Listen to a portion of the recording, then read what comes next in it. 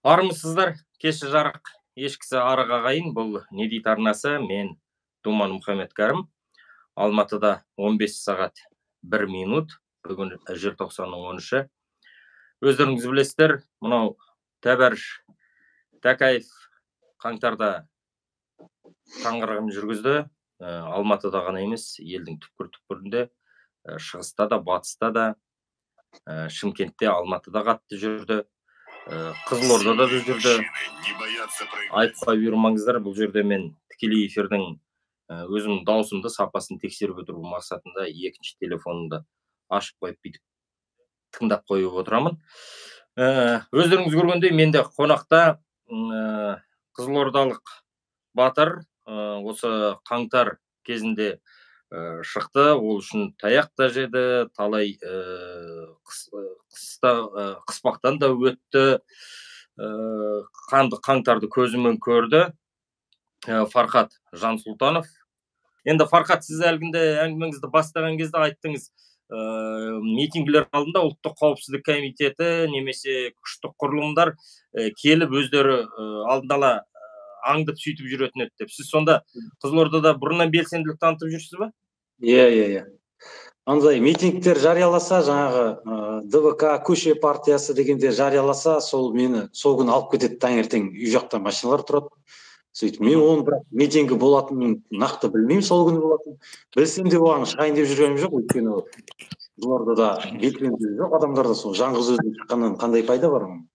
Сонымен сөйтіп танитынмын негізі, былай жаңағыдай өзім танитынмын да, сол жаққа барып жүретінмін әрдайым.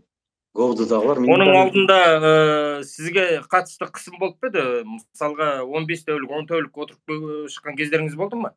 Осы саяси көзқарасыңыз үшін. Жоқ, өйткені мен олай ашық жаңағыдай неге шақырған жоқпын митингке. Митингтің кезінде ондай ұсталып не қылған жоқпын. Тәртіп бұзушылық нәрсе болған жоқ, сондықтан. Бірақ көзқарасыңызды ашық білдіріп жүрдіңіз. Иә. Сонымен қаңтардың 4-інде сізге ұлттық қауіпсіздік комитеті үйге келді ме? Көшеге шығып кетпесін деп? Жоқ, ол күні 4-і күні келген жоқ. 4-і күні бардық. Жаңағыдай 1000 ба 2000 ба қаншама адам болды. Мен өзім видеоға түсіріп, сосын жаңа YouTube каналыма шығарып жүрдім өзім. Сөйтіп кейіннен ол 5-і күні интернеттің бәрі ажырағаннан кейін мен жаңа шығара алмай қалдым соңғы видеоларын. Бірақ мен 4-і күні ғана шыққан тұғын. Ол күні бейбіт болған тұғын. Мен кешкісін 9-дардың шамасында үйге қайтып кеттім. Ертесіне 5-і күні, 6-сы күні жұмыс күндері болды, мен жұмысыма кеттім. Өзім мен жаңа айта кетейін, мұнай компаниясында бөлім бастығы болып жасайтын. Қазір енді жұмыстан шығып қалдым. Қаңтарға дейін сіз бір мұнай компаниясында бөлім басшысы болып жұмыс істедіңіз? Иә, қарамағымда 90 адам болды. 16 жылда жұмыс істедім сол компанияда. Осы бөлім бастығы. Содан мұна қаңтарға бола сізді жұмыстан шығарып жүрді ме? Олай енді тікелей айта алмаймын, бірақ негізі өзім ішкі пайымым сондай. Сосын бір майда-шүйде жаңа жұмыста тірліктер, соларға байланысты нелер басталды, ушулар басталды. Жұмыста сөйтіп мен өзім жаңағыдай қатты не қыла бермейін деп, осыны өрбіте бермейін. Саяси қудалау болды ма дегенмен? Қысым болды ма, қалай ойлайсыз? Жұмыста ма? Жұмыста негізі олай ашық еш нәрсе болған жоқ. Ол саяси көзқарасыма, жаңағы соттығыма байланысты қандай бір ашық ешқандай еш нәрсе болған жоқ. Көрсетпей, білдіртпей дегенмен де жұмыстан шығарып жүрді? Мүмкін ол, бірақ мен жаңағы өзім мынадай өзіміздің қазақи тәрбиемізге байланысты, қаншама жерден нан жеген сол неге байланысты, мүмкін даже жаңағы бірінші жұмыс беруші, жаңағы бас директорымыз, мүмкін оған да қысымшылық көрінен ар жағынан. Сондықтан оны да ағарай, орысша айтқанда подставлять ете бермейін деп. Қысқасы дәлелім жоқ, сондықтан артық сөз айтпай қойын дейсіз ғой. Иә, өзім бір белгілі бір келісімдерге келдік өзара. Ол келісімді олар да орындады, сонымен өзара келісіммен шықтым жұмыстан. Жақсы, жарайды. Сонымен енді қаңтарға қайтып келетін болсақ, жаңа 4-і, 5-і, 6-сы алаңға бардыңыз ба? Қай күні, нешеде? Көзіңізбен не көрдіңіз, соны айта кетіңіз. 4-і күні мен бізде бірінші Арай Сити Магнумның алдында басталды, ең басында күндіз. Содан кейін ол кезде бір сағаттай ма, жарты сағаттай барып кеттім. Сосын кешкісін адамдар жиналып жатыр деді, кешкісін где-то 7-8-дің шамасында бардым. Мен өйткені бір көп уақыт болмағаным, мен анам ауырып жатқан болатын ол кезде, хал үстінде болатын. Қатерлі ісікпен ауырып жатқан болатын. Сол мен жаңа тергеу изоляторында жатқанда анам қайтыс болды. Иманды болсын. Амин. Соған жаңағы соңғы сапарына қатыса алмадым. Сол кейіннен шығып жаңағыдай рәсімдерін орындадым. Сонда шешеңіздің жерлеу рәсіміне қатыса алмай қалдыңыз ба? Иә. Абақтыда отырдыңыз. Иә. Енді дұрыстап түсіндіре кетіңіз. Не үшін алып кетті, қалай алып кетті? Мен 4 күні жаңа видеолар түсіріп жүрдім. Ол күні бейбіт болды бізде. 5 күні жаңа түскі уақыттан бастап қой, төбелес жаңағыдай дүрбелең басталған бізде. Мен 4 күні ғана қатысқан болатын. Сосын сол видеоларды мен өзімнің каналымда жарияладым және сол жариялағанның біреулерге тараттым балдарға. Бірақ енді ол бейбіт болған митинг. Сөйтіп ол содан кейін мені ол жерге қатысты деп емес, негізі ұлттық қауіпсіздік комитеті жаңағыдай осы басы қасында барлық жерде болды деген күдікпен келіп алып кетті. 8 күн алып кетті. Мен әдеттегідей ешқандай қауіптеніп жүрген жоқпын ешқандай ол кезде. Жаңағы дүрбелеңге қатысқан жоқпын, еш нәрсе қылған жоқпын. Сондықтан ешқандай жаңағыдай бір қорқыныш нәрсе болған жоқ. Үйде жүрдім өзім жұмыстарыммен. 8-і келген кезде мен қатты бір не қылған жоқпын, қауіптенген жоқпын. Сөйтіп далаға шық деді. Далаға шыққанда үйдің киімімен шыққан тұғын. Нешеде шамамен? 8-і күні сағат 4:30-ның шамасы, күндізгі. Кешкі. Иә. 4:30-да далаға бір опер келді, сол КНБ-ның опері. Сөйтіп мен шықтым. Жаңағы воротадан шыққан кезінде воротадан жан жақтан тығылып тұр екен, жаңағыдай спецназ келді.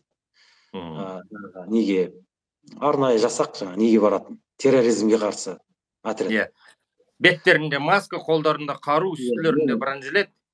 Иә, сондай енді ол түбі жаңағыдай Афганистанға баратын жаңағы не отряд сондай.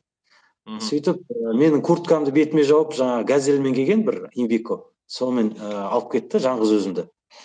Енді бетім жабық болды, қай жаққа бара жатқанымызды білмеймін, бірақ өзім шамамен негізі траекториясын жүріп тұруымыз, оңға солға жүргенімізбен байқағанымда шамамен неге кіргенбіз, КНБ-ға кіргенбіз ең бірінші. Бір қуыс бір жаңағыдай баспалдақтармен жүрдік. 2 адам 2 жағынан ұстаған ғой мен, соны бетім жабық. Бірақ қуыс бір баспалдақпен жүргенде, ол баспалдақта негізі бір адам зорға сиятын баспалдақ. Сонымен жаңа 5 этажға дейін ба көтерілдік. Сөйтіп сөзіңіз аузыңызда, Фархат. Ғимаратқа алып келмей тұрып, көліктің ішінде кейбір азаматтарды ұрып соғып, соның ішінде басынан ұрған, кеудесінен ұрған, сондай қысым көрсетіпті, кейбір балағат сөздер айтылған. Сізге қатысты ой болды ма? Ешқандай болған жоқ, сөйлескен де жоқ. Кіргізді үндемей ғана жатқызып, басымды жаңа орындыққа тиіп қойды, болды. Автоматпен бір жерінен ұстап тұрған сияқты болды. Мен бірақ дым сөйлегенім жоқ. Өйткені ол жерде ол кісі сөйлесетін адам емес қой енді. Сондықтан мен сөйлескенім жоқ, олар да сөйлескен жоқ. Сөйтіп барғаннан кейін жаңағы 4 па 5-ші этаж ба есімде жоқ нақты. Сол жерде бетімді сөйтіп бетімді қаратты. Қараған кезде мынау емес қой деді, бір-екеуі сол жерде тепті. Беттен тепті ма, бір жерлерден тепті, ұмытып қалдым қай жерінен кейін. Ерім жыртылды ма, сондай болды. Сөйтіп бұны алып кетіңдер деді, мен сонымен қалалық полиция басқармасына алып кетті. Сөйтіп соған оғанда кірген кезімде мен негізі былай жүріп келе жатқан кезде примерно уже қай жер екенін байқап келе жаттым, бетім жабық болса да ше, өйткені бірінші рет барған жерлерім емес қой. Сонда сіз ойлап отырған ғимарат Қызылордадағы ұлттық қауіпсіздік комитетінің ғимараты, солай ма? Иә. Ол жерде бұл емес. Қай көшеде орналасқан? Көшесін атын қазір есімде жоқ. Жаңа орталықта, парктың қасында. Департаментке. Сосын қалалық полиция басқармасына кіргеннен бастап енді жаңағы ұру басталды ғой. Соның ішіне кіргеннен кейін жаңағы 4-ші ма 5-ші этажға кіргізді. 5-ші этаж деймін. Сол жерде бір бөлмеге кіргізді. Ол жерде светі бар бөлмеде ұрды бірінші. Жерге төмендетіп қойып жатқызып.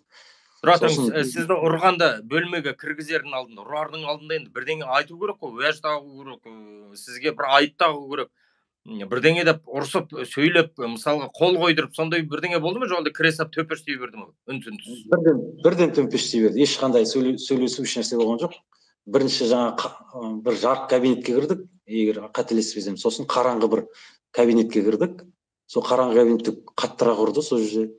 Мұның бәрін сізді ұрып жатқанда ана курткаңыз басыңызға жабылды. Жоқ, ол кезде курткам ашылды, бірақ ана қараңғы бөлме және басыңды көтерме, жан жаққа қарама деп сөйтіп ұрады. Сосын адамға қарауға не болған жоқ. Мүмкіншілік болған жоқ қарайтын жан жаққа. Таяқ жеп жатырсыз, кім ұрғанын, қай жермен, қолмен, баяғымен бе, немен ұрып жатқанын білмейсіз, түсінбейсіз. В основном негізі аяқпен теуіп и дубинкамен ұрып жатты. Өйткені жерде жатқызып ұрды ғой.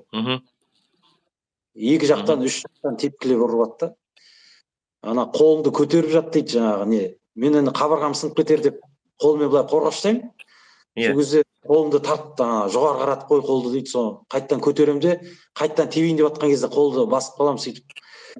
Не қылдым жаңағы. Мүмкін содан ол енді интуиция, инстинкт. Сіз өзіңізді өзіңіз қорғаштайсыз, бәрібір қол қорғаштайды. Сол себепті ме әйтеуір Алланың қалауымен қабырғаларым сынған жоқ, бірақ басқа жерлерім, біраз жерлерім ауырып қалды. Сонда сізді ұрып жатқанда, тепкілеп жатқанда бірде-бір сұрақ қойылмады ма? Дым сұрақ қойылған жоқ, дымда атың кім деген де жоқ, не істедің деген де жоқ. Маған сұрақ қойған жоқ, мен де сосын сұрақ қойғаным жоқ. Таяқ жеп жата бердіңіз. Өйткені ол жердің шамасын түсіндім, жан жақтан бәрін ұрып жатқан. Сондықтан ол сөйлесем әлде де усугублять етеді деп ойладым. Жаңағыдай. Сөйтіп, біреудің дубинкасы сынып қалды есімде. Ұрып жатып, дубинкасы кәдімгі қақ бөлініп қалды ұрған кезде. Сонда ол ағаш дубинка болды ма не? Жоқ, кәдімгі өздерінің бір дубинкасы ол, бірақ қатты тұрған ау деймін соған. Резина. Менің бір екі жерімде бір жарық бар, ол кейіннен қайтты ау деймін негізі. Шынтағымда бір сүйегім жарық болды, и аяғымда, табанымда жарық болды. Сонда соққының қатты болғаны соншалықты олардың жаңағы пластик, резиналы шоқпары қайырылды. Сөйтті. Ол сосын жаңағы қараңғы бөлмеде өздері көрмей тұр ма, ол сынып қалған адам солаймен ұрып жатыр, бірақ ана сынып қалған білмей тұрды да, кейіннен свет жаққаннан кейін менікі сынып қалыпты ғой деді содан кейін.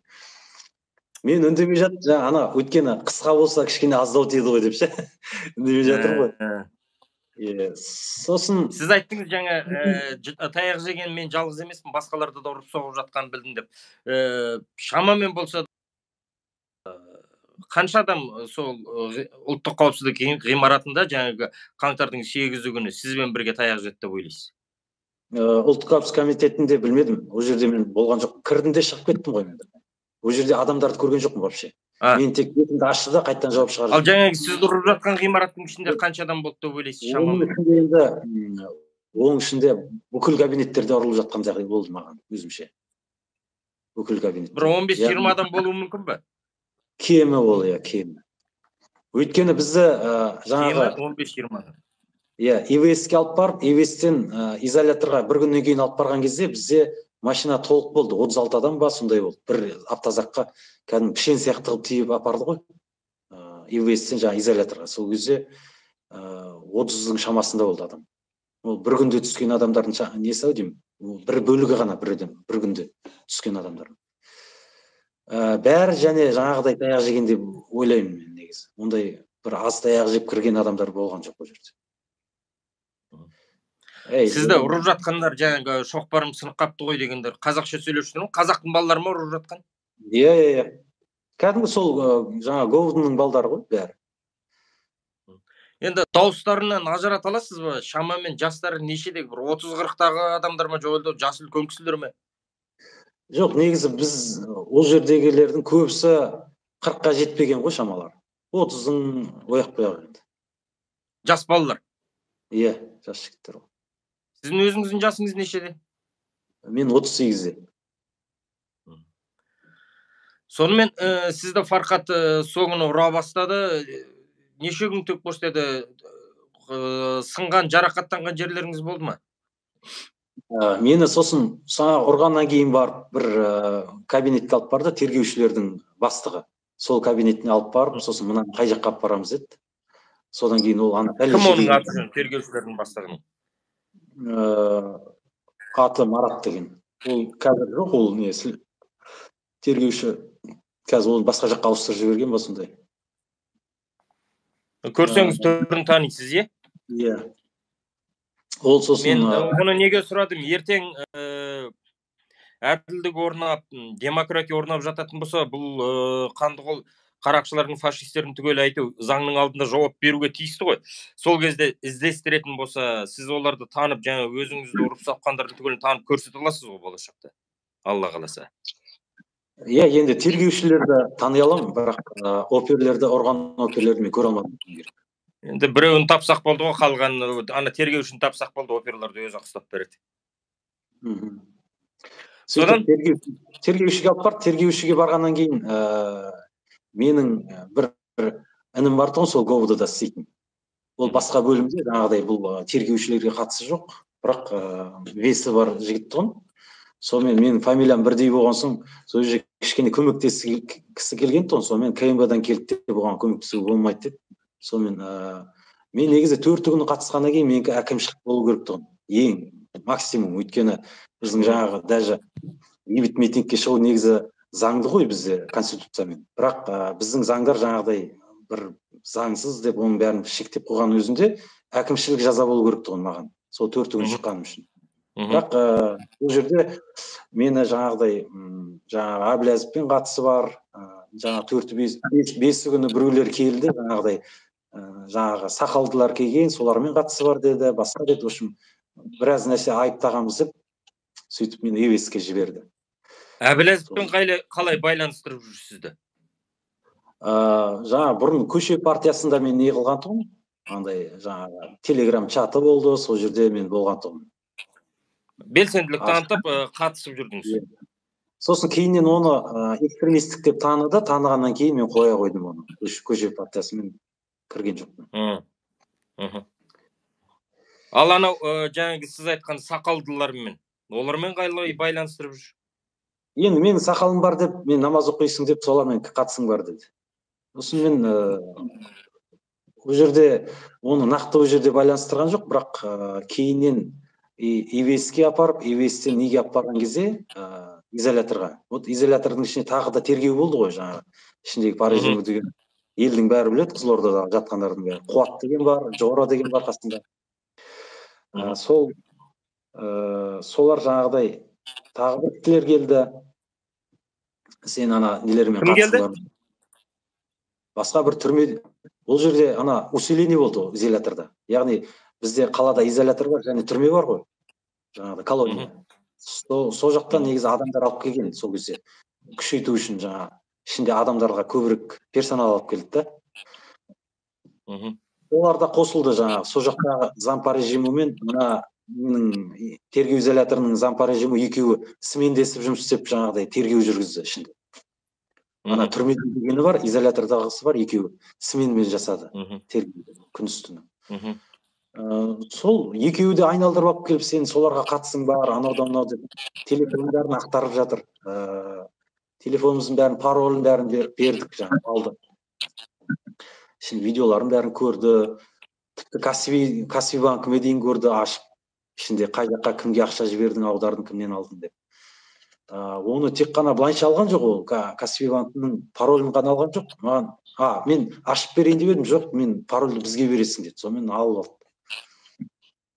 Оның қызығы болды, ол шыққаннан кейін менің бір ақшам жоғалды Каспийім үшін. Қандай құқығы бар ол сіздің құпия сөзіңізді міндеттеп алуға? Бірдеңе деп түсіндірді ма? Немесе қағазға жазып, міне құпия сөз мынандай заңға сүйенеміз деген сияқты бірдеңені көрсетті ма? Жоқ, ол жерде жаңағыдай адамды сондай қылып сабап атқан кезде ешқандай құқықты нені сұрау, ешқандай не болған жоқ. Яғни күш көрсету, қорқыту, қоқан-лоққы жасап, сіздің құпия сөзіңізді айтып тұру.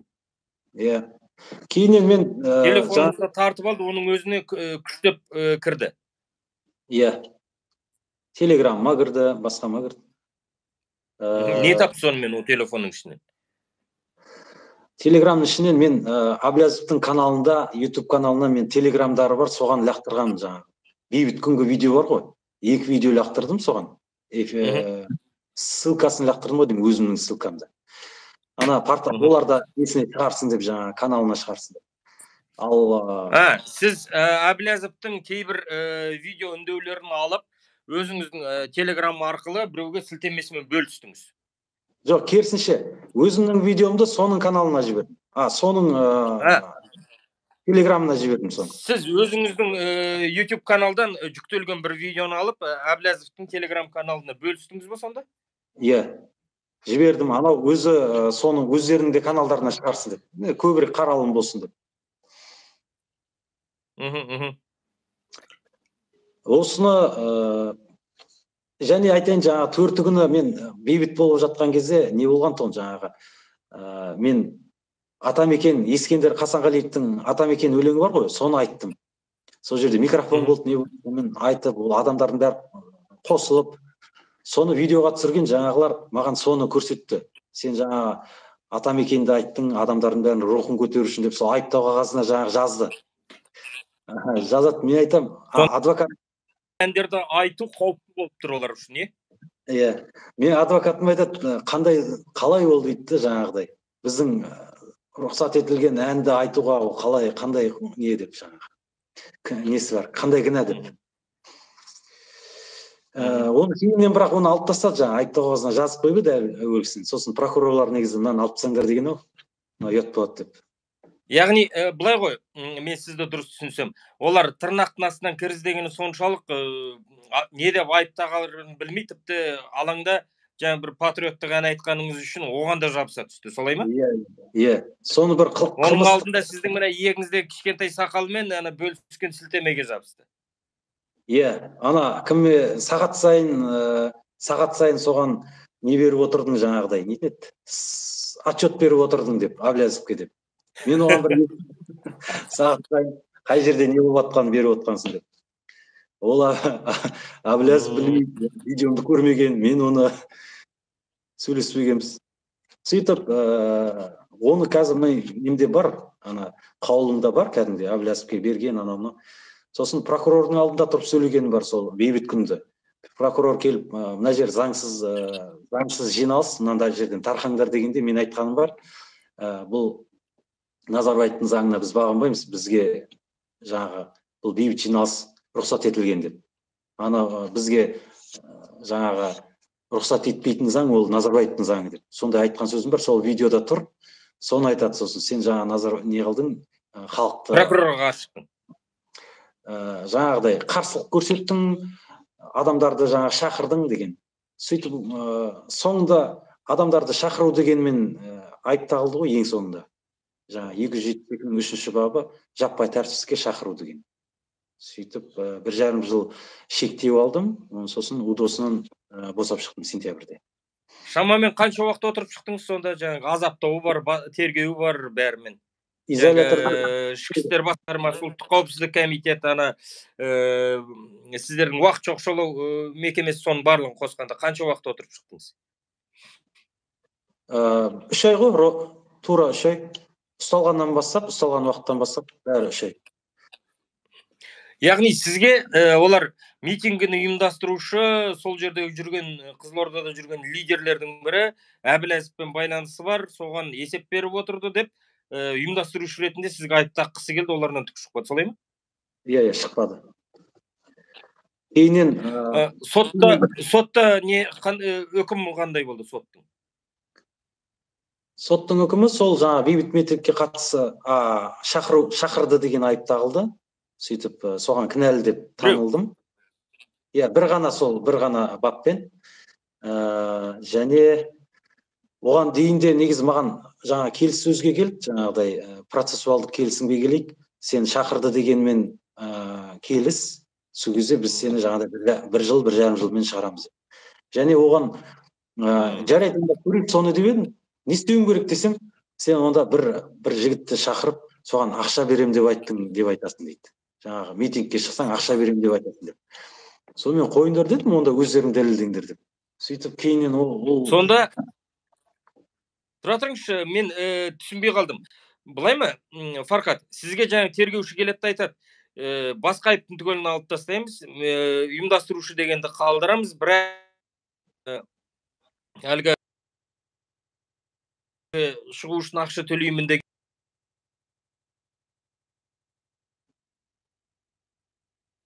Иә, мен Ақша төлеген алдап соққысы келіп, мен жаңағы шақырушымын деп 272-нің 3-і болады, жеңіл болады деп, не істеуім керек сонда десем, жаңа ақша бердім, біреуге ақша беремін деп айттым деп айтты дейді. Сөйтсем, уже бір понятой ма?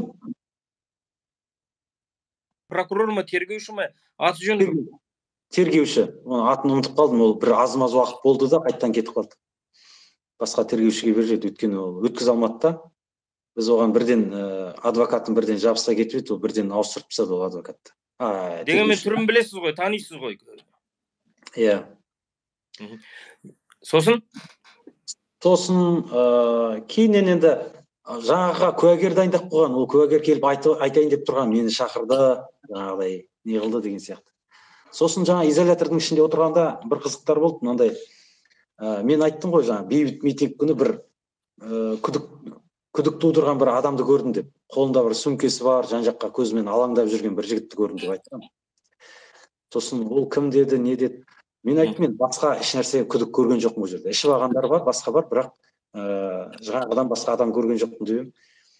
Сосын мына адам емес па деп бір 2-3 күннен кейін ба, 5-6 күннен кейін бір адамды алып келді. Неге? Жаңа өздерінің тергеу болатын кабинетінде мені де алып барды. Ол баланы сол жерде бізбен бірге алып келген бала, оны танимын оны, бірақ ол емес дедім да мен. Бұл емес десем, ұрды кішкене жаңағы дубинкімен, ұрғаннан кейін бұл емес десем, қойды содан кейін. Ана баланы да кейіннен танимын ғой, ол баладан сұрасам, ол айтады, сен жаңағыдай уф дедім дейді, жаңағы жоқ деген кезіңде дейді. Ол да қуанып жатыр. Әйтпегенде жаңағыдай бір әлсіздеу адам болса, я деп жіберуі мүмкін да, ұра берсе. Мынау деп айт десе, жаңағы мені қоя бере ма деп біреуге жаба салуы мүмкін да.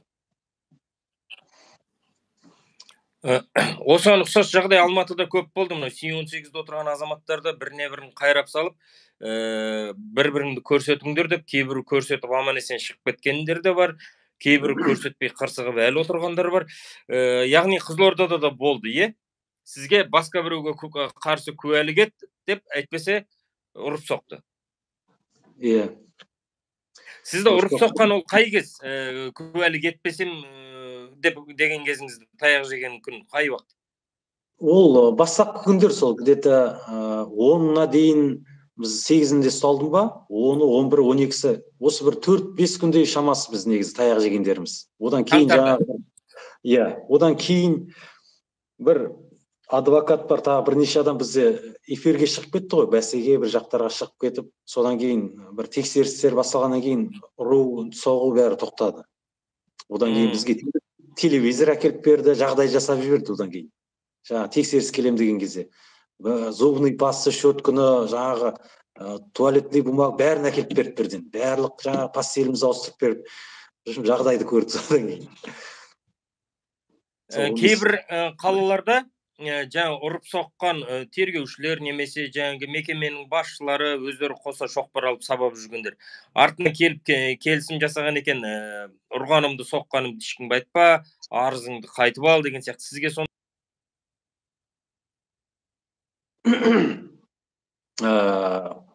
мен арыз жазған болатын жаңағыдай маған ұрып соғу туралы неге? Пыткаге. Және біреу келіп сол говудың ішінде мен сақалымды қырқып жіберген тұғын. Сол ұрып соғып жүрген кезде біреу келіп тұрғызып, оның түрін танимын жаңа, опер бала, бірақ аты жөнін білмеймін. Оны жазған болатын жаңа уже бір жағдай жақсарғаннан кейін, жаңа 15-нен кейін тексеріс басталған кезде, сол кезде жазғанбыз. Ол жазып жаңағыдай прокурорға барды, прокурордан кейін жаңағы неге барды, антикорға барды, антикорда содан кейін мына процессуалдық соглашениеге келеміз деп атқан кезде, ананы алып тастайшы, сенікінде жұмсартып жатырмыз, ананы жұмсартамыз, сен де қоя салсайшы деп, сонымен алып тастадым. Иә. Сөйтіп мен алып тастадым. сақалыңызды күштеп қырдырды дедіңіз ғой, ол қалай болды? Кім оны істеген нақты? Атын білесіз бе? Атын да білмеймін, фамилиясын да білмеймін. Ол жігітті одан кейін көрген емеспін ол жерде. Мен ГОБД-ға қанша рет бардым, көрген емеспін. Мен өзім енді бұрын сақалыңыз қандай болып еді? Осы жерде иегіңізде ғана болды ма, жоқ бүкіл жерде кәдімгідей сақал жіберді? Осы жерде ғана, иегімде ғана өзі шығатыны. Осыны түбінен жаңа канцелярский пышақпенен кесті ғой, жаңа жерде жігіттердің көзінше. Қалай тұра тұрыңыз? Осындай жаңағы бассыздықтарды кинофильмдерден көруші, адамның сақалын ұстап тұрып, пышақпен кесетін. Тура соған ұқсас жағдай болды ма сонда сізде? Дәл сондай болды. Ол кезде енді бір құқықты біздің талап ететін жағдайлар болған жоқ. Ол жерде бір сөзбен бір ерегіссең төпештейін деп тұрды бәрі. Одан сайын. Ұра кетеді, сабай кетеді. Иә, сөзсіз дымсыз ұрып жатты ғой. Негізі сол ГОБД-ның ішінде ғой, жалпы таяқ жегенбіз. Ана изоляторда ол ондай қатты таяқ болған жоқ. Изолятордың ішінде жай андай бір-екі рет удар беру, жаңа немен, дубинкамен болды. Сонымен сіздің сақалыңызды бір қолымен ұстап тұрып, екінші қолымен жаңа канцелярлық кішкентай пышақпен егелеп тұрып кесіп тастады. Қалғанын не істеді? Қырдыратын бірдеңе әкеп берді ме? Сақал қырғыш бірдеңе жоқ әлде? Сол пышақпен кесе салып қоя берді ме? Ол болған жоқ, сосын мен өзім барған соң қырып алдым өзім. Ебесте. Неге қыр дейді сақалды? Неге кес деді сонша? Мен түсінбедім. Онда тұрған не бар? Сіздің бұлардың ішінде көбісі жаңағы сақалдыларға не қылды ғой. Негізі күдіктің бәрін сол сақалдылардан көрді. Осы дүрбелеңде соғыс атыс болып жатқаны, сондай бір не жүріп жатты ғой, ақпараттық бір не жүріп жатты ғой, жаңа соғыс. Бұл қаңтардың нешесі? 10-11 кезі ма? Жоқ, мен 8 күні ГОБД-да болдым, сол 8 күні болған жағдайда. Сақалыңызды кескенде сол 8 күні, е? Иә.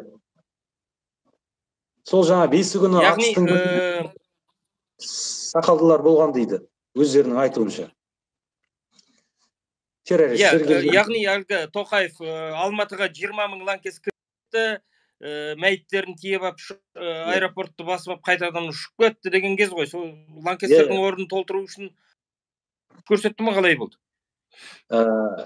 Солай ма, әлде мүмкін халық қана емес, оған полицейлердің өздері де сеніп қалды деймін. Шынымен де сондай террорист келді деген. Өздері де шынымен сол біздер жаңағыдай сақалдылар соғысып жатыр деп сөйтіп ойлап жүрді деймін. Бірақ негізінде ол жер қарапайым халық. Сосын арасында жалдамалы біреулер бар ма, мен өзім пікірім енді. Ана Жаңаөзендегідей болды ма деп ойлаймын. Жаңаөзенде жаңағы мародерлар специально келіп өртеді ғой, өртейтін жерлер. Сосын барып терроризм басталды деп жаңа атыс рұқсат берілді. Одан кейін изолятордан шыққаннан кейін, жаңа үйқамаққа шыққан кезде соткамды қарап едім. Соткамды емес, соткам жоқ қой. Жаңа банкілерімді тексерейін деп неге бардым? Каспий банкке, Народный банкке. Сөйтсем, ақшам азайып қалыпты Каспий банкінде.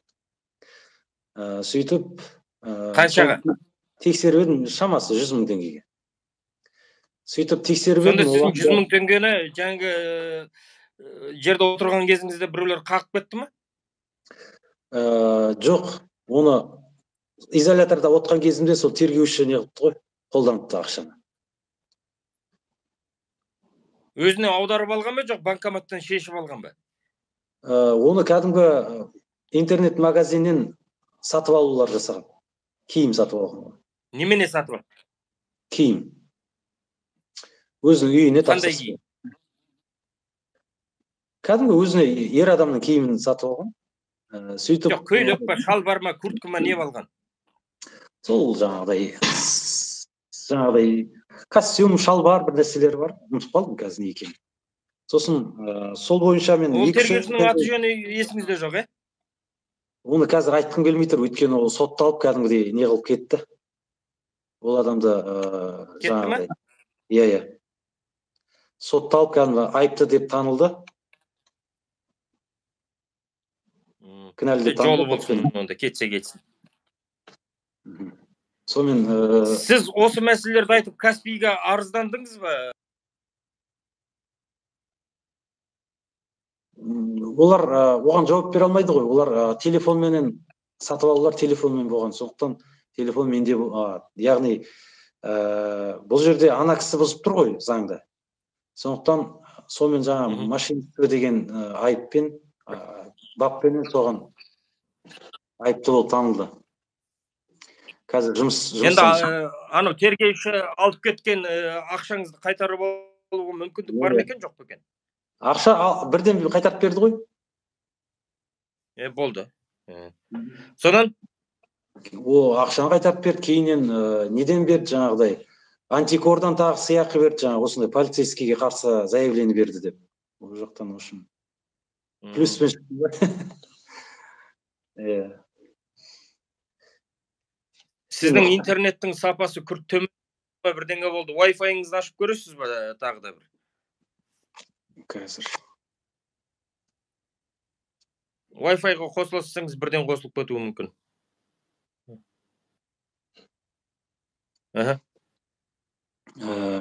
Жалғастыра беріңіз. Сондай көп жігіттер негізі жаңа изоляторда отқанымызда жаңағыдай біреудің телефоны жоғалған. Яғни қолдан оперлер алған телефон, 700 мың тұратын айфонды. Сол кейіннен тергеу болып жатқан кезде тергеуші де болу керек қой телефон. Сол телефон жоқ. Бізбен бірге 3 айдай ма жатты, сол ақыры табылмады телефондары. Біреудің тағы бір нәрселер жоғалды, сондай көп нәрселер болды. Бірақ жаңағыдай арызданатын адамдардың несі болған жоқ, жаңағыдай ынтасы болған жоқ көбісінің. Көбісі аман есен ұтылып кетсем деген сияқты болды. Әже қой дейтін қожа жоқ екенін біліп, тергеушілер, прокурорлар, жаңағы қандығол қарақшылар барынша пайдаланып, біреудің Каспийінен алды, біреудің телефонын алды, заттарын алды. Өткенде бір адвокаттың беріп жіберген іш киіммен, нәс киім пакетімен ұрлап кетіпті деп естіп едім. Осы Қызылордада да, Таразда да ұқсас жағдайлар болған. Сөйтіп бұлар байыды. Ал осыны біле тұра, арызданбай, үндемей, қойш бас аман болсын деп қоя салған қазақтар көп екен ғой, солай ма? Ана басым аман болсын, садақа болсын деген сияқты. Менің көп жақындарым, айналамдағы кісілердің барлығы арызданбай қой, 100 мың теңге кетсін деді. Мен бірақ андай кішкене принципім бар, намысым жібермеді жаңағы. Өйткені қалай мен өзім қолыммен берсем, другой дело, мысалға. Мына саған көмектесейін деп жатырмын деген сияқты ше, мысалға. Ал бұл жерде наглым образым аты жөні шығып тұр, үйіне алып тұр. Одан кейін жүре алмайсың ғой, біреу мені ақшаны жаңағыдай гоп-стоппен алған сияқты ғой бұл жерде. Содан кейін көп адамдар соны тимей қой, не қыласың, аман есен шықтың ғой, соған шүкір ет, не қыл деп. Сөйтіп жүріп сол бір кісілермен кеңесіп сосын барып бергем арызданға. Таяқ жесе, азапталса да қазақшылық қалмайды екен ғой, Қалмайды. Бұл мыңнан бір адам сөйтіп арызданады жаңа таяқтан кейін. Ол аздай сіздің өзіңізді күттеді. Өлдің бе сол 100 мың теңгеге неменеге арызданасың, қойсашы ұят емес пе деп, өзімнің жақындарым сөйтіп айтты. Ой Алла. Содан Фархат. Қай уақытта босадың? Мен сәуірдің 8-інде босадым, тура 3 айдан кейін. Сөйтіп, үй қамақта болдым. Жаңа ішінде тағы бір қызықтар болған. Бір жігіттің жаңағы кеудесінде оқ қалып қойған ғой. Біздің камерада жатыр жаңа. Жасы 45 шамасында. Мына жерінде оқ қалып қойған, резиновый оқ болса керек. Өздерінің айтуынша, бірақ мен білмеймін ғой қандай оқ қандай болатын. Сонымен сол оқ ішінде қалып қойды. Оның аяғына да оқ тиген. Аяғынан бірақ напролет өтіп кеткен. Мына жеріндегі оқпен іште жүрді. Бір кісінің оқ іште кеткен, сонда? Ішінде қалып қойған мына жерде. Сол қасымызда жатты камерада. Іріңдеп жүрді осылайынан. Ол почти 3 айдай жатып, шығып барып, содан кейін барып жаңағы алдыртты мынаны. Операция. Сонда жаңағы күнде тексеріс басталды ғой, жаңағы 15-нен кейін ба, нақты жаңағы қай күн екенін білмеймін, тексерістер басталып, жаңағы республиканский біреулер келе бастаған кезде, ананы күнде алып барады жаңағы медицина санчастке. Сөйтіп жаңағы жер көрсетеді, ертең алып береді дейді, ертесіне барса арғын алып береді дейді. Сөйтіп лейкопластырь салып береді. Ол лейкопластрдың өзі жоқ оларда. Бір салфетка салып береді. Кәдімгі салфетка, соны ұстап келеді ішке. Сөйтіп ол салфетка дымға жарамайды, іштегілер балдар болып соны қысып жаңа іріңін ағызып, сөйтіп бір дәрілерді жағып сөйтіп жүрдік. Бас ауырса да, басқа ауырса да бір дәрі беретін. Сырттан дәрі алу деген өте қиын болды ол кезде. Үйдегілерге айтамыз, ол алып келу қиын, жаңағы санчастың қолы керек дейді, ол санчаст бармайды, олар бере алмайды, санчаст бармайды, сонымен в общем алу деген қиын болды жаңағыдай нелерді, дәрі-дәрмекті. Сөйтіп ол екі айдан аста жатып сөйтіп барып шықты. Оның өзінде бір себеп болды мен оның шығуына. Саған мен жазып берейін дедім, адвокатың келмей жатыр. Біздің адвокаттар келіп жатыр, оған келмей жатты ешқандай адвокат. 1,5 ай ба келген жоқ. Сосын мен ар жазып берейін деп, жаңа адвокаттар алқасына деп жазып бердім. Оның атынан оқуға жібердік. 10 күн өтті, ешқандай не болған жоқ, өзгеріс болған жоқ. Сосын ол жаңағыдай прокуратураға жаздық. Осындай адвокаттарға осылай деп едік, ешқандай қозғалыс болмай жатыр деп. Ал ол оныкі мемлекеттік адвокат болған тон, жаңағыдай тегін. Сосын прокуратураға жібердік, ал оның ішінде енді утечка информация күшті ғой.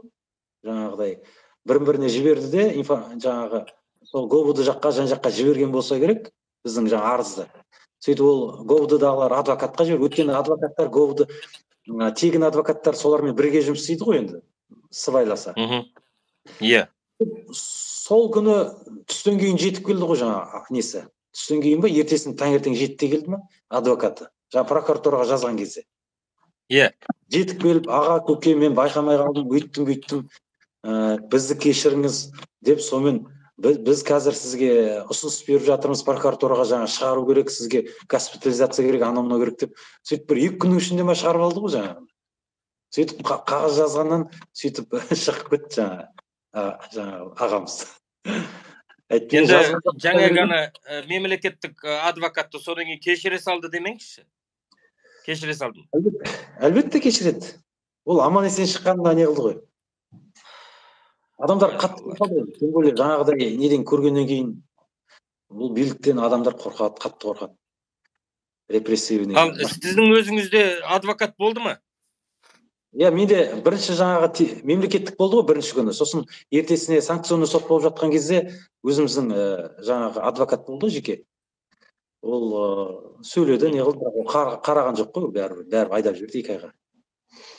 Ол да айтты, мынандай Ал ана мемлекеттік адвокаттың сіздің жаңағы сізді қорғап жүрген енді тырнақшаның ішінде әрине. Оның жұмысын қалай бағалайсыз? Ол сізді ұстап беруге, бәрін мойындай салуға үгіттеді ме, жоқ әлде сіздің жазықсыз екеніңізді дәлелдеуге тырысты ма? Ол мен жаңағы өз-өзімді негізі сол жерде жазықсыз екенімді дәлелдеуге тырыстым. Сол кезде ол просто қарап отырды соған. Мен тергеушімен тікелей сөйлесіп отырдық. Осындай менде дәлелдерім бар деп едім, жаңағы өзімді айғақтайтын, ашықтайтын. Соған жарайды, онда соны әкеліп берсейші деп. Әкеліп берсең жақсы болар еді деп. Аты жөні кім ол адвокаттың? Ұмытып қалдым оны. Өйткені біздің адвокаттардың есімі есте қала бермейді дейсіз ғой. Енді 1-ақ күн болды ғой ол. Бір күн болғанда даже бірнеше сағат қана көрдім, одан кейін көрген емеспін, араласқан емеспіз. Сонда жаңағы сіздің өзіңіздің басыңыздан өткен бар, әлгі оның алдында айтқан мысалы бар, осы сияқты мемлекеттік адвокаттар көп адам ұстап берді ма, қалай ойлайсыз? Көндіріп, алдап, сулап, тергеушілердің торына ауына түсіріп бергендер көп пе?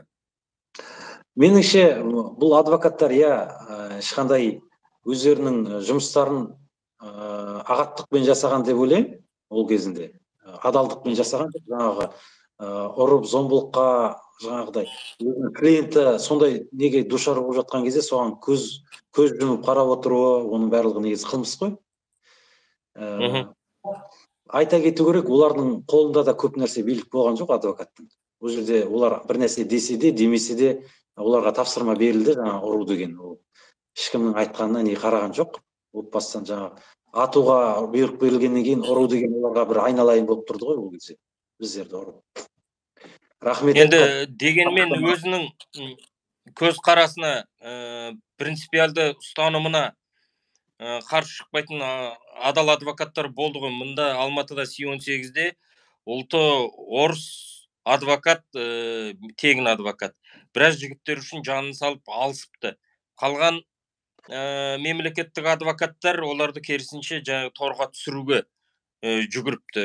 Әртүрлі ғой. Ана кісі мысалға ұлты басқа болса да қазақтың жігіттері үшін шырылдап, солар үшін өзінің қызметіне адалдығын көрсете білген. Біздің жігіттерге не кедергі, өздерінің қызметіне адал екенін көрсетсе? Енді бұл адамның өзінің бір жеке қасиеттеріне байланысты деп ойлаймын мен негізі. Бес саусақ бірдей емес. Сонда жаңағыларда адами қасиет қалмады ма? Бұл тек қана адами қасиет емес, батырлық, батылдыққа да байланысты ма деймін енді. Ана жерде қаншама КМБ-дан неден бұйрық беріліп тұр, рұқсат беріліп тұр, жасыл жаңағы свет беріліп тұр, ұрсын соқсын деген. Енді Фархат, сіз маған айтып берсеңіз, әлгінде айттыңыз ғой, сізді ұрып соқты деп. Жалпы ұсталған күннен бастап жаңағы ұрып соғу тоқтағанға дейін неше рет таяқ жедіңіз? Шамамен сізді қанша адам ұрып соқты? Тепкіледі ма, ұрды ма, бастан ұрды ма, сынған жерлеріңіз болды ма? Соны бір еске түсіріп, бір саусақпен санап шықсаңыз. Бірінші таяқ жеген жер мынау, екіншісі мынау мысалға. Сол негізгі таяқ жегеніміз ГОБД-да ғой. Қалғандары мен есімде жоқ. Қалғандарын ұрғандары уже жаңа ГОБД-дан кейін қалған ұрғандар бізге бір семшкі сияқты болып болды негізі. Уже ана изоляторда дубинкамен ұрғаны батпай қалды.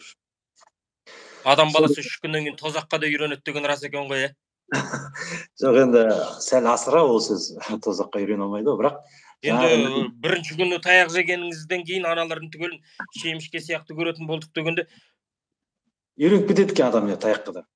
Енді Құдай сақтасын, бұндай нәрсе болмасын ешқандай.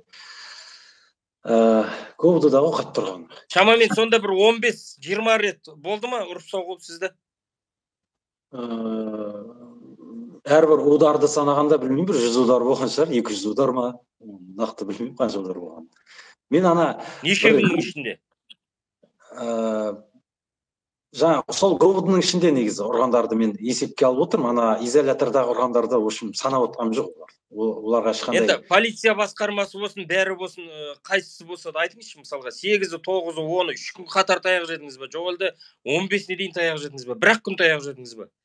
Иә, бір где-то 5 күндей ма таяқ жедік қой, 5 күндей. Ана изоляторға кіріп бара жатқан кезде жаңағыдай коридор болып тұрып, иттермен арсылдап кинодағыдай қылып қарсы алды ғой, кәдімгі ұрып соғып, жерге еңбектеп кіргізіп. Бірақ сол кезде ұрған кездер білмеймін, батпады енді. Алла сақтады ма? Әлде үйреніп кеттік па?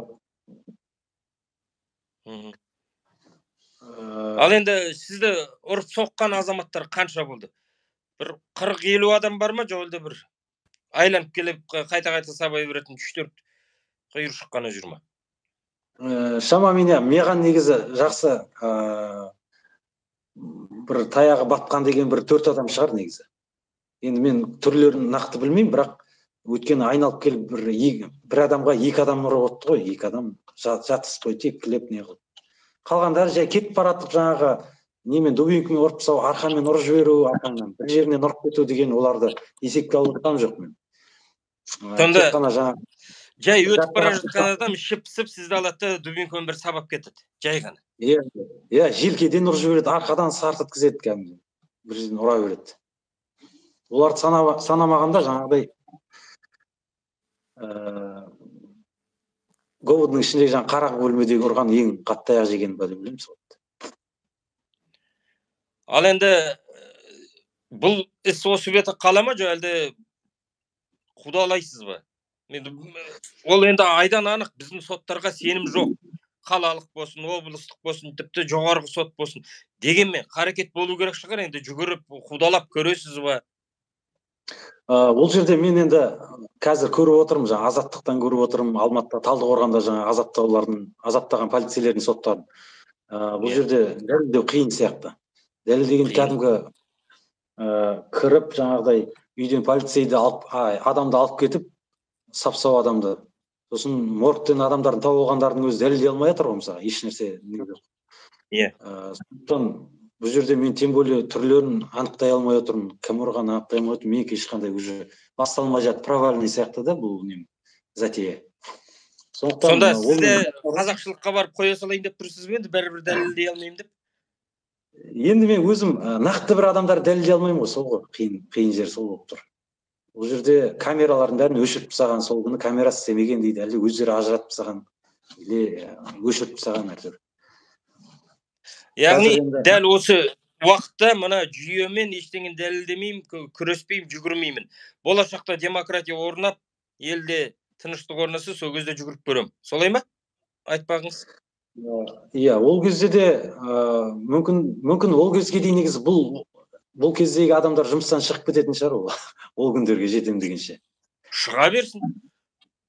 Маған десе біреудің қорасының малының боғын шығарып жүрсін дегенмен, дәл сіздерді ұрып соққан айуандық көрсеткен солар ғой. Иә. Заң алдында жауап беру керек. 10 жылдан кейін болса да. Олай емес пе? Талдықорғандағы жаңа өтек басқаннан кейін тағы да бір нәрселер көргеннен кейін біздің дөбекімен ұрғанды мен қатты сезбей жүрмін да уже. Менікі айтуға да ұялам дейсіз ғой. Иә, айналайын екен, артынан жүгірмей ақ қояйын деп жүрмін ғой сол. Аяқтары көздерінен айырылып қалған сондайлар бар ғой. Соларды көргеннен кейін менікі айтатын нәрсе емес екен деп сонымен өзім қоя салдым.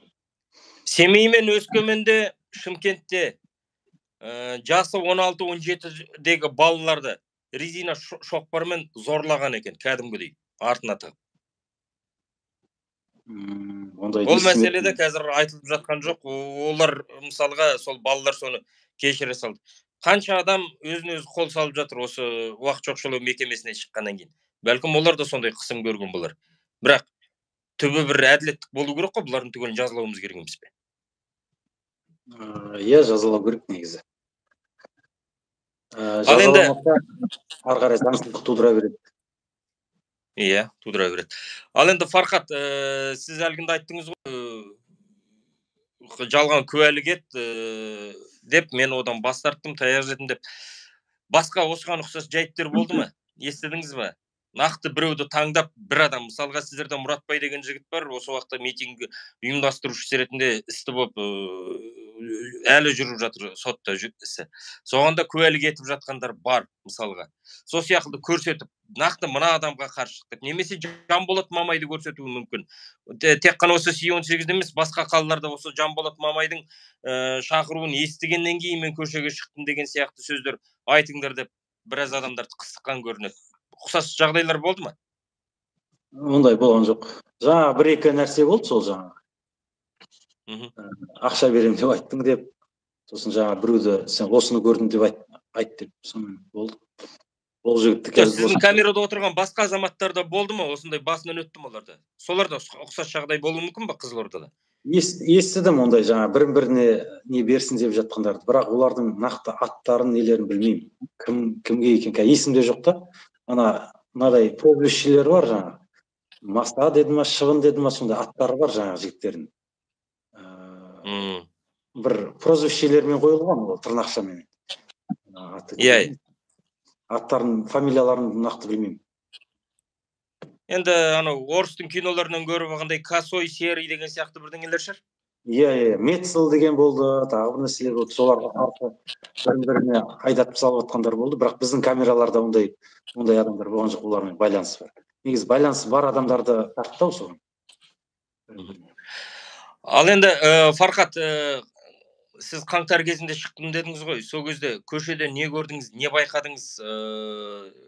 Жаңағы халық өз бетімен өзі шықты ма, билікке шынымен өкпелі ма қызылордалықтар?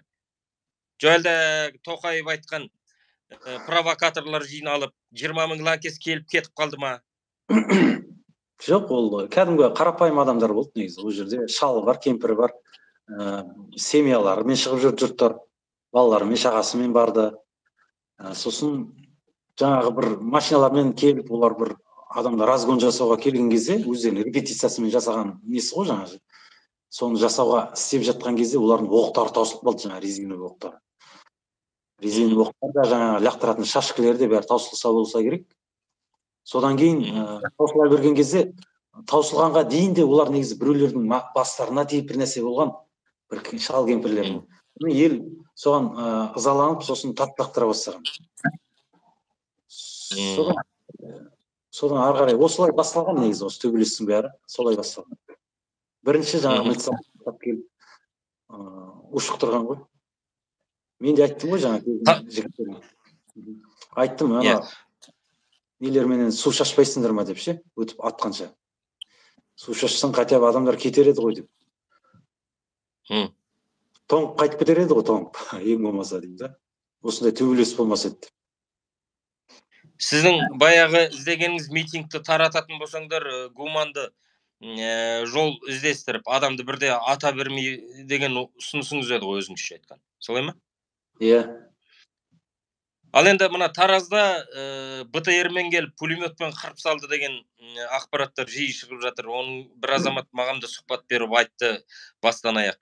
Қызылордада соған ұқсас жағдайлар болды ма? Солдаттар жаңағы кәдімгі соғыс қаруын қолданып, адамдарды атып, өлтіріп, көзіңізбен көрдіңіз бе ондай қанды жосаны? Өзім көрген жоқпын, бірақ қалада жүр деп естідім, жаңа БТР-менен аспанға оқ жаудырып жүргендерді естідім. Сосын біреулерден естіген, бір әйел кетіп бара жатты, екі қолында екі сөмкесі бар. Соған кетті, күндіз кетіп бара жатқан әйелді атып тастады деді.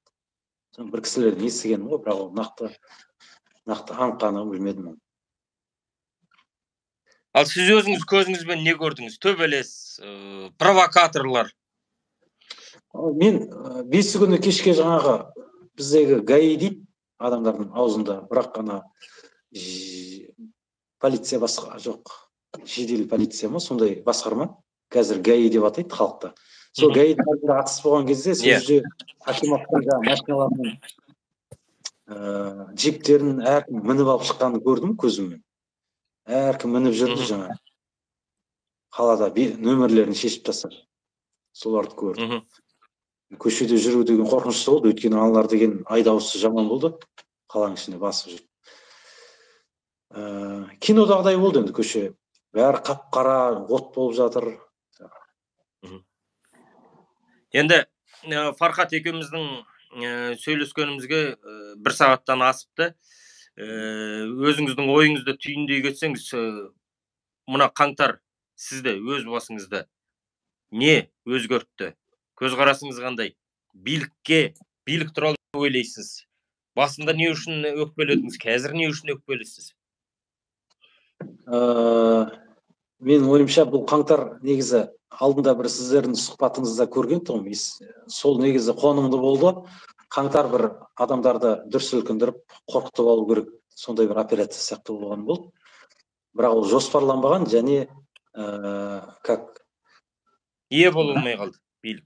Жоқ, жоспарланбаған, яғни датасы жоспарланбаған, бірақ бір дайын тұрған бір өздерінде шаблон болды.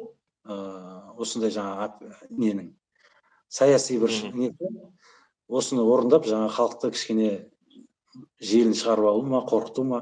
Екіншіден жаңағыдай қазіргі саяси трансформация болып жатыр дегенге қатты сене бермеймін іштей, бірақ дегенмен бір өзгерістер болып жатыр, себебі онсыз болмайтын болды. Билік кішкене шегінді артқа. Енді Тоқаевтың мына 7 жылға сайлануына қалай қарайсыз? Сіз өзіңіз дауыс беріп барып қолдадыңыз ба? Жалпы сіздің таныстарыңыздың арасында қолдаушылар көп пе Тоқаевтың? Жоқ, оны қолдаған жоқпыз. Тек қолдайтындар негізі білмеймін, оны аз ғой қолдайтын адамдар. Мемлекеттік, бюджеттік жаңағы ұйымдардағылар болмаса, оның өзінде олар бір ашық қатты бір не қылмайды, жариялап, жарнамаламайды. Оларды мәжбүрлейді шығар енді соны қол қоюға деген. Тоқаев мен үшін 7 жылға сайланған қазақ елінің президенті емес, Путиннің 7 жылға отырғызып қойған губернаторы. Мен үшін солай. Сіз үшін қалай?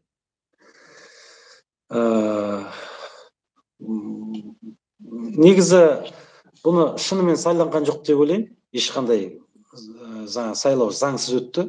Сайлауға ешқандай ешкімде шанс болған жоқ жаңа өтетін. Мен жаңағы 99-да 9% халық оған өтуге, өзін ұсынуға, не қылуға ешқандай құқығы, несі мүмкіндігі болған жоқ. Және оған өткендердің өзі жаңа сайқымазақтың клоун цирк қой енді, ана Жигулей бар, басқаша. Однозначно енді сайлау емес, бұл бір не болды, қойылым болды тағы да. Енді Фархат, мен сізге бір сұрақ қояйын. Бұл енді сұрақ провокациялы болып есептелуі мүмкін. Дегенмен абай болыңыз, митингіге шақырмаңыз, халықты үгіттемеңіз. Дегенмен мен Қызылордалық ретінде сіздің пікіріңізді білгім келеді. Көптеген сарапшылар, саясаткерлер айтып жатыр, осы қаңтардың жылдығында ел бәрібір көшеге шығады. Биыл болмаса келер жыл 2023 жылы бәрібір мына жүйе құлайды, халық көшеге шығады. Қаңтар осы жолы шығатын болса ойыншық болып қалады дейді. Қызылорда шығуы мүмкін ба тағы да мына Тоқаевтың жүйесіне? Қалай ойлайсыз? Егер шынымды айтсам, шықпайды деп ойлаймын. Өйткені халық қорқып қалған. Неге? Енді оны мүмкін емес деп ойлайды адамдар. Митингке шығып, бір нәтижеге шығару, не қылу деген. Бәрібір де қайттан таяқ жеп. Сонда мына жүйенің езгісіне шыдап жүре береміз ба, қазақ болып? Ол үшін бәрі батыр болу керек та. Бүкіл ел батыр болу керек. Ондай батырлар аз сияқты меніңше. Ол батырлардың бәрі батыр болудың не керегі бар? Көне Румда құлдар көтерілісі де болған. Мысалға, біздің күйіміз сол құлдардан қаншалықты айырмашылығы бар. Мысалға, Қырғыздан, Арменнан, Грузиннен, Беларусьтен. Бұл бір уақытша шығар деп ойлаймын. Уақытша деп ойлаймын. Бұл дәл осы қазіргі ұстаным. Өйткені 2011 жылы Жаңаөзенде де қырғын болғанда 3 жылға дейін ба, 4-5 жылға дейін тып-тыныш болып қалды ғой ол жақ, ол өңірлер. Қазір кейіннен енді ол адамның ішіндегі жаңа жарасы, моральдық жаралар жазылғаннан кейін барып, кішкене әлденіп алып, сосын барып жаймен шығып жатыр қазір. Қайттан осы қаңтардың оқиғасы мысалға Жаңаөзеннен басталды. Сол сияқты бізге Жаңаөзеннен басқа жерлерге кешегі қаңтардан кейін бір уақыт керек шығар деп ойлаймын. Адамдардың барлығы қайттан әлдеріне келу үшін. Қазір негізі жүректері жаңағы психологически жаралы деп ойлаймын қазір. Жарас жазылмаған. Түсінікті. Көп рахмет сізге, Фархат. Енді бір сұрақ қойайын. Ертең осы сұхбаттан кейін біздің шауып барып келдер келіп тағы да сізді қысуы мүмкін. Сіздің олар қысым көрсетсе, әлде болды бітті осы жүйемен алсамын, белсенділікті тоқтатпаймын деген ойыңыз бар ма? Белсенділікті танытпаймын дегенде белсенділік танытам, бірақ жаңа экстремистік деп танылатын ұйымдарға барынша алыстап жүрем. ДВК, көше дегенге. Өйткені енді басым аманшылық керек. Бірақ дегенмен бір белсенді болып жүрем. Ой айту керек кезде бір видеоларым шығарып, интервью беріп деген сияқты сөйтіп жүрем. Қалай болғанда да. Және өз пікіріңізді ашық айтасыз бәрібір, е? Иә. Және алдымызда келе жатқан мажоритарлық парламенттік сайлау бар ғой, депутаттыққа. Соғанда өзімді көрем ба, сынақ көрем ба деп ойлаймын, енді ол Алланың қолында әрине. Айыпқа бұйырмаңыз, Фархат, ол парламенттік сайлауға сізге жол жабық, бәрімізге жол жабық. Өйткені бәрі болғанбыз. Қылмыстық іс бар. Болмағандарға экстремизм діле салады. Экстремизмді 3 баласы бар, 5 баласы бар әйелдерге деліп жатыр 405 бапты. Ал сайлаудағы заңға сәйкес бұл жерде істі болмаған азаматтар отыру керек. Бұлар билік қақпасын тарс жауып алды, сырттан ешкімді кіргізбейді, кірем дегендердің түгелін істі қылады, болды бітті. Сондықтан енді айыпқа бұйырмаңыз, көңіліңізді су сепкендей басып қойсам дегенмен, менің ойым осы, бұлар ештеңені өзгертуге тырысып отырған жоқ. Ертегіге сендіргісі келеді әлі. Сол ертегіге сене бересіз ба? Жоқ, болмаса мен енді жаңағыдай өзімнің немді жүргізе берем, белсенділігімді. Өзімнің қолымнан келгенше. Өзім кәсібім жасай беремін. Баяғы жартас, сол жартас деп әңгімемізді түйіндей береміз дейсіз ғой. Енді митингке шығуға мен өзім қорқам мен негізі. шақыруға да баруға да қорқамын. Түсінікті. Рахмет, мен осыны алдын ала ескерткем, сізден жаңағы митингке шақырамын деген аузыңыздан шығып кетпесін деп отырғаным сол. Дегенмен мен халықтың әр өңірден ойын, көңіл күйін білгім келеді. Ал енді міне биылғы жыл аяқталып қалды. Қас жүйенің қанды жүйесі қылышын жаландатып отыр. Енді қаңтардың 5-інде, 4-інде, 6-сында халық көшеге шығып, біз өзіміздің жаңағы қайтқан боздақтарды еске алуымыз керек шығар. Бұл енді біздің қазақы менталитетіміз сол. Оған бұлар қазақ салт дәстүрге ешқандай қарсылық білдірмеуге тиіс. Дегенмен мен ешкімді үгіттемеймін. Өз басым барамын. Қаңтардың 4-і, 5-і, 6-сы интернет болса, тікелей эфир күтіңіздер. Сіздерден пікір күтемін, арнаға жазылыңыздар. Өздеріңізге ұнаған видеоның сілтемесін тарата жүріңіздер. Кеші жарық, ешкісі арғы ағайын. Аман болыңыз, Фархат, рахмет сізге. Жақсы.